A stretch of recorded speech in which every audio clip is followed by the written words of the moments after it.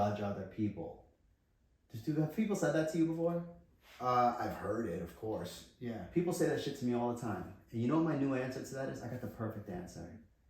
No, it's my job to judge every single thing that you do and everything that I do and everything that everyone does. And then the real divine part of it, the real love for humanity comes from accepting whatever it is you decide about that person. That person could have driven drunk, killed someone, and you can say to them, you're a fucking asshole for driving drunk. And they're going to say to you, oh, well, you shouldn't judge me. You don't know what's going on in my life. I'll say, oh, I still love you. But you're a fucking moron.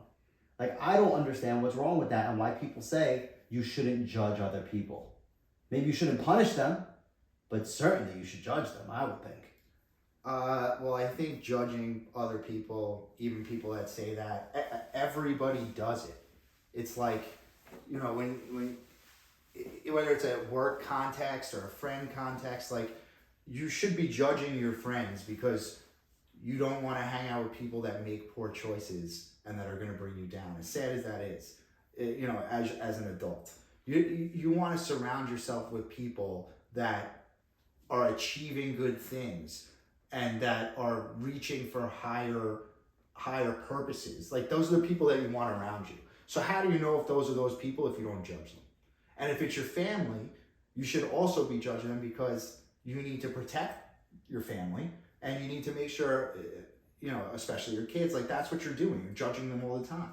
You know, you need to make sure that, you know, everyone learns how to live their life correctly when it comes to your kids. So, like, how judging people is just human nature. So what they're actually saying is, you shouldn't tell me your judgment of me. Or you should, that's what they're actually saying. Or don't punish me. Like, you can judge me because everybody does that in their head, even if they say they don't. As soon as you see somebody in some form of another, whether it's, you know, how they look or what they're saying or the way they're saying, like, everybody makes an observation about somebody when they meet them. So they just don't want your opinion. So wait a minute. So you mean to tell me you wore that low cut bikini with the fucking strap right above the nipple for you? Because you didn't want to be judged? The fuck out of here. Of course not. You didn't want to get looked at? Men are gawking at you? Stop. Like, the people that believe and say these things, it's the same people that we were talking about before. Like, don't judge me, and like all the, you know, homophobic shouting people. Shouting at the rain. Just shouting at the rain. Like, I'm sorry to say, come out with a strong argument that's based on research, and then I'll listen to you. But you're whining and complaining and don't judge me, pity party, is childish and unintelligent. Like, I'm a man. You can call me toxic and masculine. You can call me that. But I want somebody, anybody, seek me out. Come and find me some way and tell me what the good argument is for not wanting men to look at your ass on the beach when you're wearing a thong. I want to know. I want to know what your rationale is. And don't give me I'm doing it for me. Explain to me how you're doing it for you. Explain to me how you left your house and thought that nobody was going to look at your ass. Don't just say, sexist. Explain. You're a chauvinist. You're a macho, toxic, masculine man. Explain how you get to that conclusion. Exactly. Right? Because the truth is that they know why they're doing it. There's no way that they don't. They know, they looked in the mirror, they know what the reaction is going to be, they enjoyed the reaction, they enjoy the attention. And people that want to pretend otherwise are not being realistic. You know, it doesn't, I don't know what the answer is for them. Well, because that's why I'm asking. Seem to be, what's the question? The question is, the question is to find, there's not really a question. Find me and let me know how wearing a thong to the beach, not just wearing the thong to the beach, that could be for you. Your body is art. It's beautiful. I love it. You love it. We all love it. But you choose how much you want to expose of it. We all love the ass and the thong. I know what I was going to say. We love it. Yeah. But I want you to explain to me how you expect that men are not going to look at you. That's what I want to explain. That's what I want to explain. The whole thing doesn't make sense. It's just like what you were saying about toxic masculinity. Like, that's an easy argument. Toxic masculinity is bad, right? And you can whine about it all you want.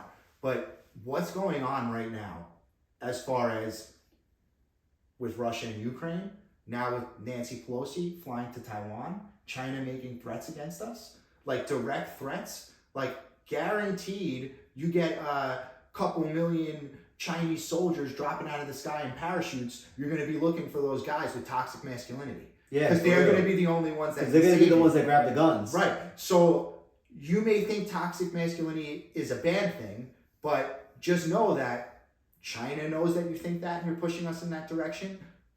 Russia knows that you think that and you're pushing us in that direction, and they're fucking laughing at you because you're just a pawn in what's actually a coordinated attack on our society.